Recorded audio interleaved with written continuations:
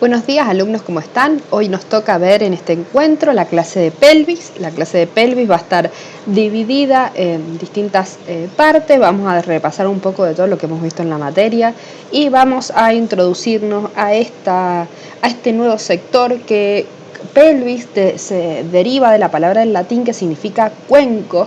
Es importante entender que tiene que significa cuenco, ya que es aquella cavidad que sostiene o mantiene en su lugar o en espacio, o le da lugar y espacio a las vísceras propias de la pelvis y aparte de algunas vísceras del abdomen. Recordemos un poco este cuadrito que lo hemos visto varias veces durante estas clases, que tenemos tres tipos de cavidades en lo que es en relación al esqueleto axial. Podemos decir que van a estar conformadas por la cavidad torácica, dibujada aquí en violeta, la cavidad torácica donde se encuentran los pulmones, el corazón, todo lo que es mediastino, etcétera, la cavidad abdominopélvica que está diagramada, que está pintada en amarillo y en verde. Hemos estudiado hasta lo que hemos visto hasta ahora ha sido la cavidad abdominal, y en esta cavidad abdominal vimos que estaban el peritoneo y las vísceras abdominales, y nos toca entrar a este nuevo sector que va a ser la pelvis, ¿sí? Esta cavidad pelviana está ocupada principalmente o cubierta o protegida principalmente por los huesos de la pelvis, que son este hueso que vamos a ver descrito acá, que lo hemos visto ya cuando vimos miembro inferior, esqueleto del miembro inferior. Vamos a destacar aquí en esta diapositiva que vamos a dividir nuestra pelvis en dos partes, aquello que se denomina pelvis mayor y aquello que se denomina pelvis menor. Estas son subclasificaciones de la cavidad pélvica. La cavidad pélvica, la pelvis mayor va a estar limitada hacia los costados, por lo que es los huesos del ilion, o sea, la parte ilíaca de la pelvis, del hueso coxal. Hacia atrás va a estar dividido, va a estar en relación a la parte lumbar y va a contener algunas vísceras abdominales inferiores, como podrían ser parte del colon ascendente y descendente, y algunos repliegues que me va a dar el ilion. Y por otro lado, la pelvis menor o cavidad propiamente dicha, pelvis propiamente dicha, que la pelvis menor va a estar mucho más protegida, está en relación con el sacro, con la línea, con una línea que vamos a ver dibujada o de alguna manera representada en la cara inferior de la pelvis y la parte superior de la cresta púbica, ¿sí? Acá podemos situarnos, lo que estamos viendo, esto es la cintura pélvica, podemos ver aquí representados las vértebras lumbares por detrás,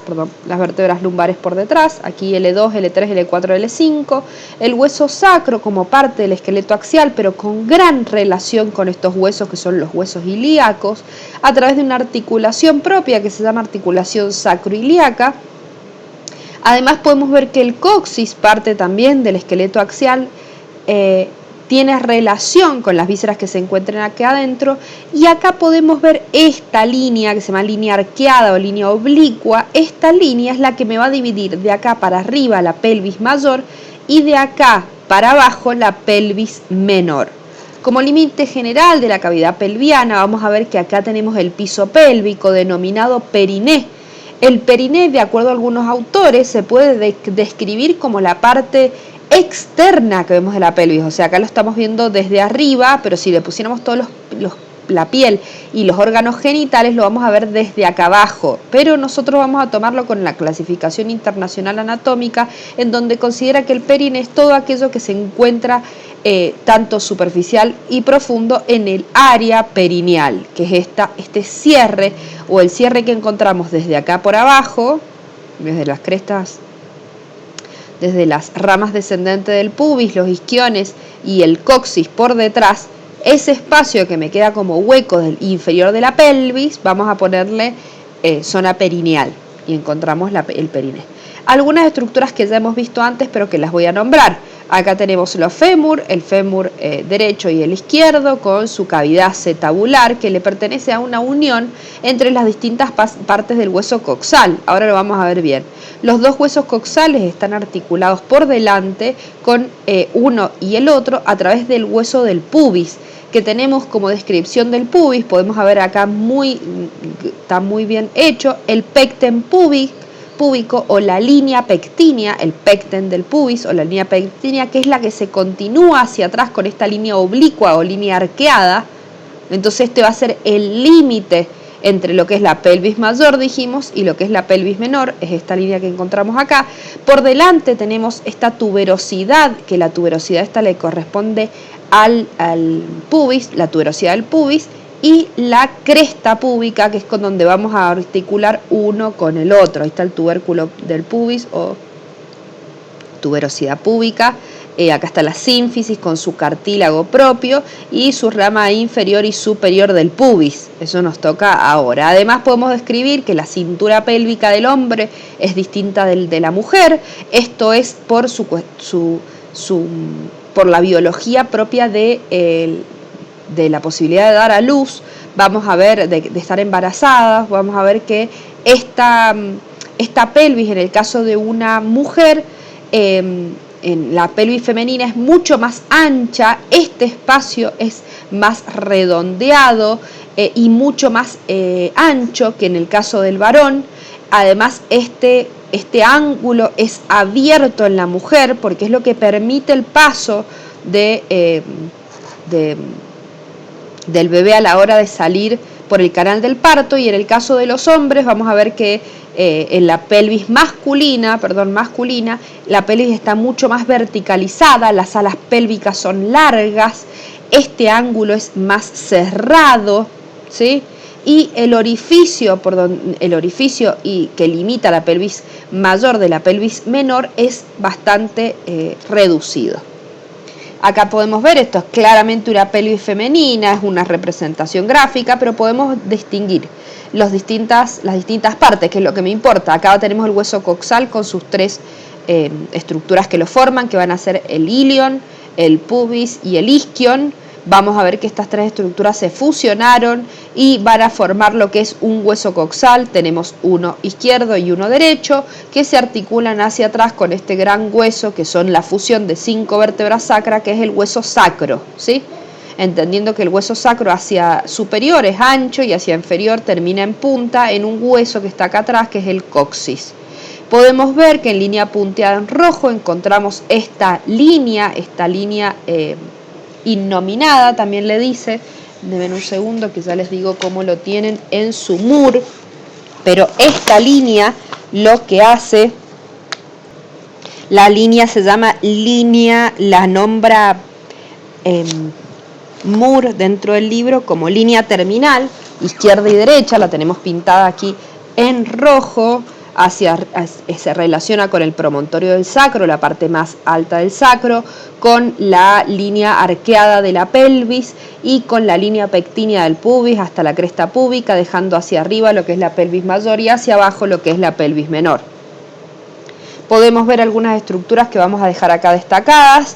Voy a ir nombrándolas. Por un lado tenemos el ala ilíaca con el cuerpo y el ala.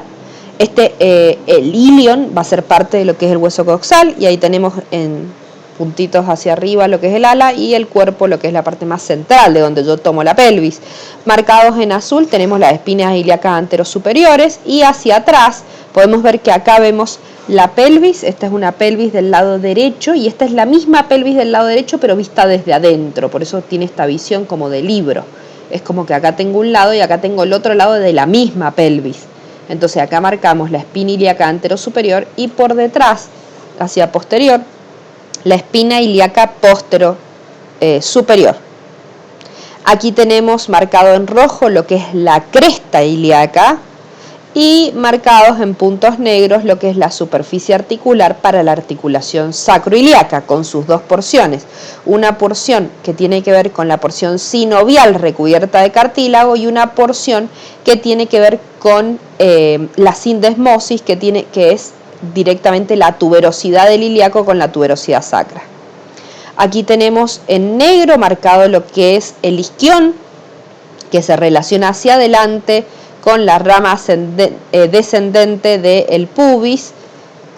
Bien, acá tenemos los espacios que me van a dejar estos huesos. En general dejan algunos puntos importantes, como va a ser el espacio. Vamos a tener la espina ilíaca espina isquiática con la fisura ciática mayor o incisura ciática mayor y incisura ciática menor. Observemos el tamaño.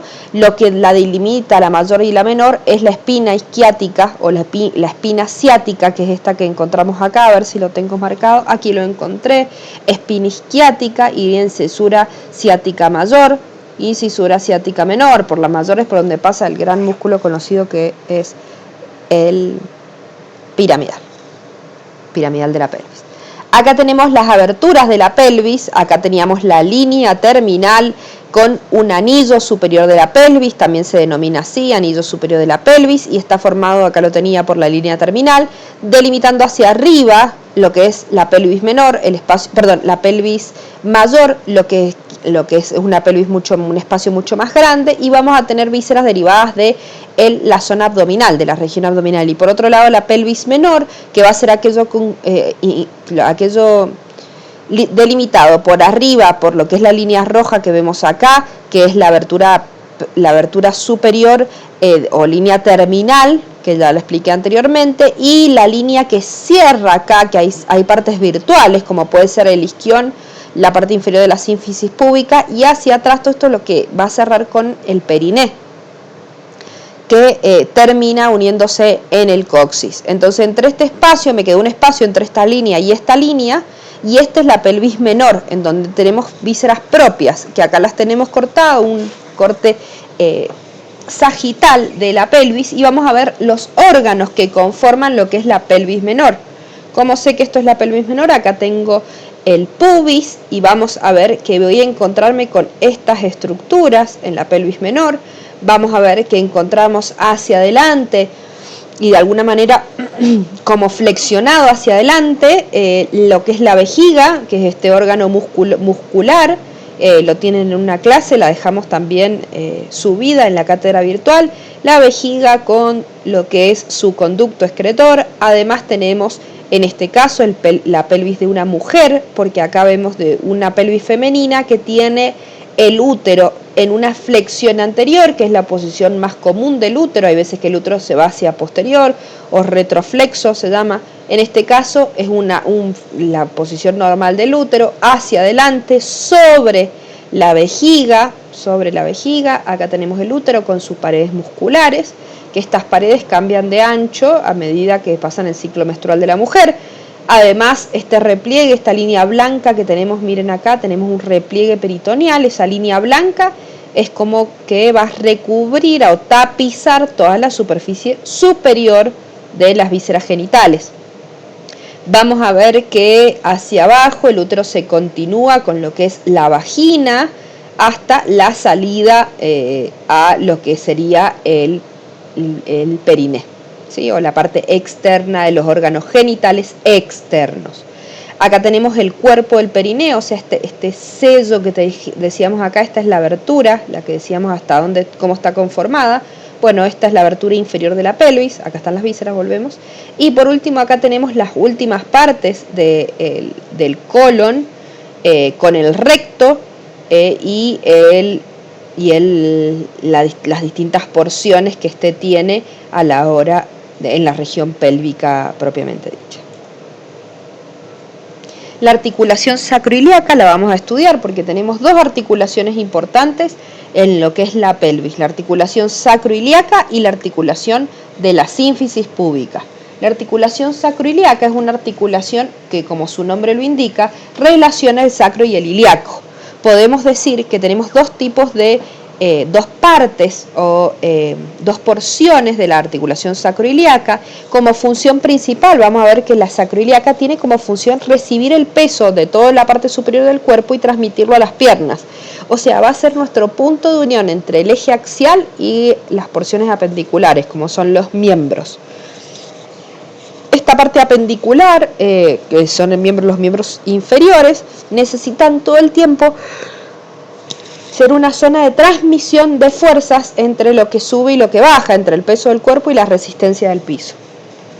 podemos ver que la articulación sacroiliaca está formada por dos partes, una porción sinovial, que es anterior, que es la que tenemos marcada aquí con superficies cartilaginosas como articulaciones sinoviales en general. La única diferencia es que tienen muy poco movimiento, estamos hablando de aproximadamente 5 grados de movimiento, muy poco durante la marcha tenemos, o cuando corremos, o cuando cargamos el peso en un solo pie.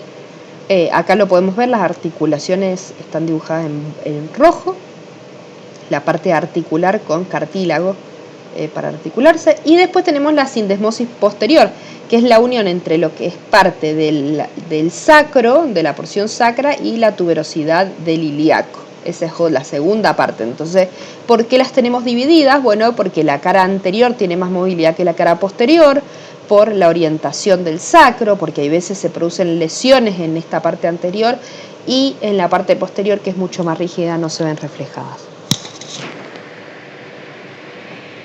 Otra visión de la articulación sacroiliaca, ahora las estamos viendo desde arriba. ¿Cómo sé que esto desde arriba? Es porque tengo el coxis hacia inferior y tengo dibujadas estas articulaciones con la sindesmosis posterior como si fueran un puente. Entonces es como si realmente el sacro estuviera encajado en este sentido en los ilíacos. Eso es lo que permite que el sacro no comprima las vísceras abdominales por la dirección de sus carillas. Es como si estuviera enganchado y sostenido, de alguna manera sostenido por estas vigas, por estas grandes vigas que son parte del ilíaco, con estos tendones con estos ligamentos que son muy gruesos, que son los ligamentos sacroiliacos posteriores, y unos más finitos que son estos que son sacroiliacos anteriores. Algunos ligamentos de la sacroiliaca y de la iliolumbares, que son importantes, va más allá de que no los vamos a ver en detalle ahora, ya que son parte de la columna lumbar. Está bueno destacarlos para que veamos las relaciones que tienen. Los ligamentos sacroiliacos anteriores son los que pertenecían a la porción sinovial de la articulación. Los ligamentos sacroiliacos interóseos son aquellos que se encuentran muy cerca de la articulación, bien pegados a la misma, y tienen como función transmitir el peso y absorber el movimiento. Por otro lado tenemos los ligamentos sacroiliacos posteriores y los ligamentos iliolumbares superiores e inferiores. Está bueno que le den una leída. Acá los voy a mostrar, pero vamos a ver algunos fácilmente reconocibles en esta imagen. Esta imagen es del Netter, está muy claro. Vamos a ver que estos son los ligamentos, vamos a los anteriores que son más fáciles. Este es el ligamento sacroiliaco anterior. Bien, el resto de los ligamentos estos no los voy a ver, pero son los de la columna. Sí voy a relacionar los ligamentos del sacro con las espina isquiática y espina ciática y el isquión. Acá tenemos el ligamento sacrociático menor y sacrociático mayor. Acá tenemos la línea arqueada. Estos ligamentos también se llaman sacrotuberoso y sacroespinoso. Desde el sacro a la tuberosidad isquiática se llama sacrotuberoso, y desde el sacro hasta la espina isquiática se llama sacroespinoso porque es espina isquiática. Ahí los tenemos a los dos. Bien, el mayor y el menor. Tenemos por arriba los ligamentos iliolumbares. Acá los tenemos ilios lumbares, que tenemos dos porciones hacia la tuberosidad. Volvemos a unirlos a la tuberosidad del ilion, y vamos a ver que tenemos un ilio lumbar inferior y uno más superior. Acá los teníamos descritos como superior e inferior. El superior es el que va a L4 y el inferior es el que va a L5, L4 y L5. Acá los tenemos otra vez, L4 y L5, ahí los tenemos superior e inferior. Y por último vamos a describir el pubis. El pubis es un hueso, una porción del hueso coxal específicamente. El pubis se le denomina también a la sínfisis púbica.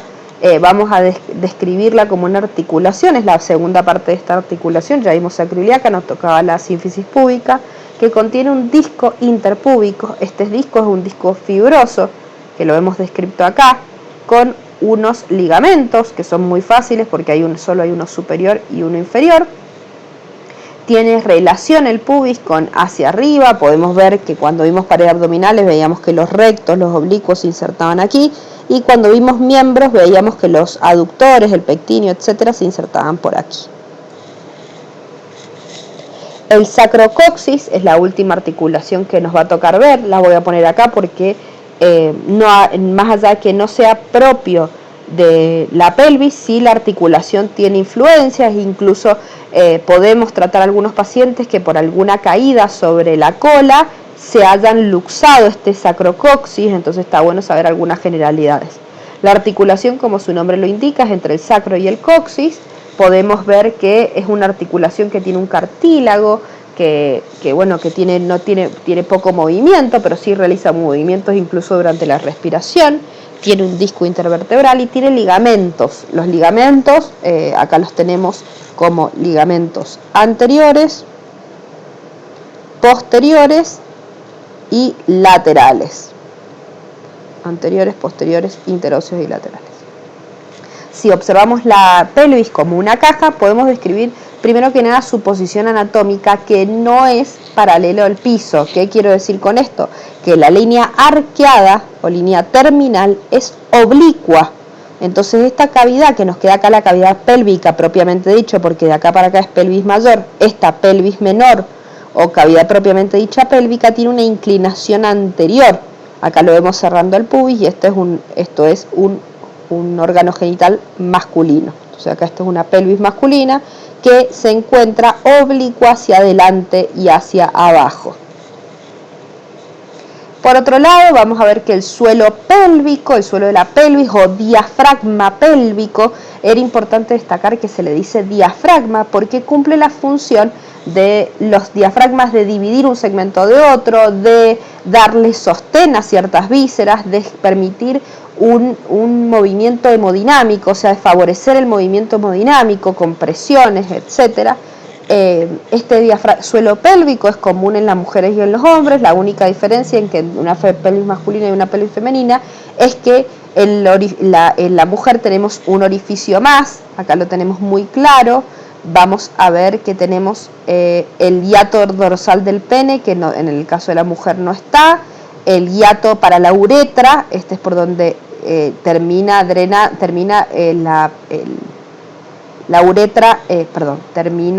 la vejiga, o sea, ahí donde va a drenar la orina, y en este caso vamos a ver que el orificio anorrectal entre el hiato de la uretra y el orificio anorrectal tenemos un espacio que en la mujer presenta un orificio más, que este orificio más es para la salida de la vagina.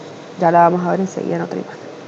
El suelo de la pelvis tiene distintos músculos. Vamos a ver este primer grupo de músculos que los tenemos acá, pero vamos a ver que los vamos a ver con más detalle cuando veamos una clase específica de esto. Vamos a establecer los primeros, que es el elevador del ano como músculo principal. Este es incluso el músculo por excelencia que trabajamos en el caso de las incontinencias, porque los kinesiólogos también hacemos esto. Vamos a ver que el elevador del ano está conformado por tres músculos, por tres fibras.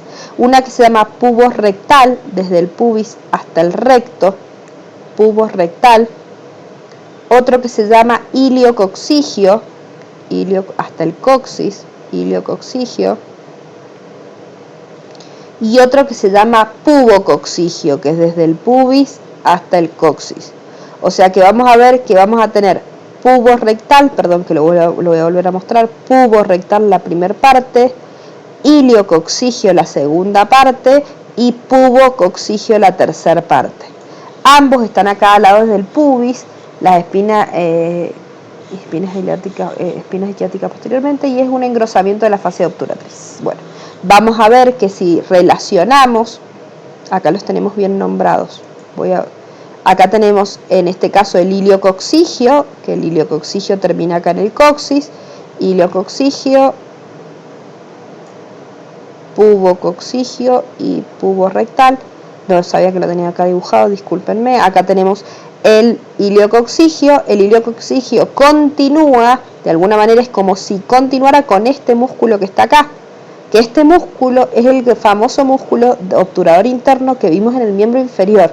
Pero a nivel de la pelvis, si yo lo veo desde arriba, como estoy viendo esto, voy a ver que se relaciona con esta fascia, que se llamaba fascia obturatriz, que está perforada para permitirle el paso al paquete vasculonervioso.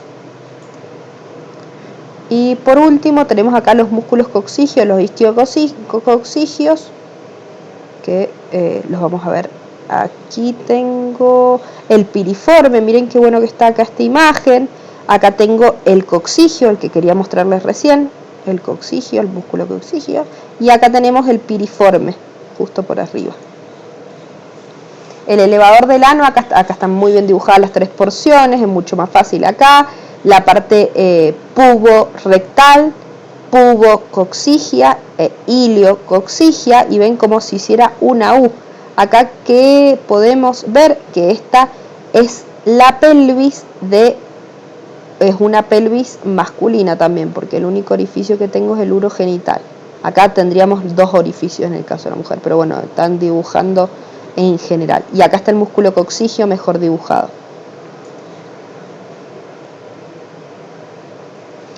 Es importante la relajación del músculo elevador del ano para la micción y la defecación, ya que acá, como ustedes pueden ver, este músculo elevador del ano se encarga de comprimir los esfínteres. Si yo lo tenso, comprimo esfínteres, cierro los esfínteres.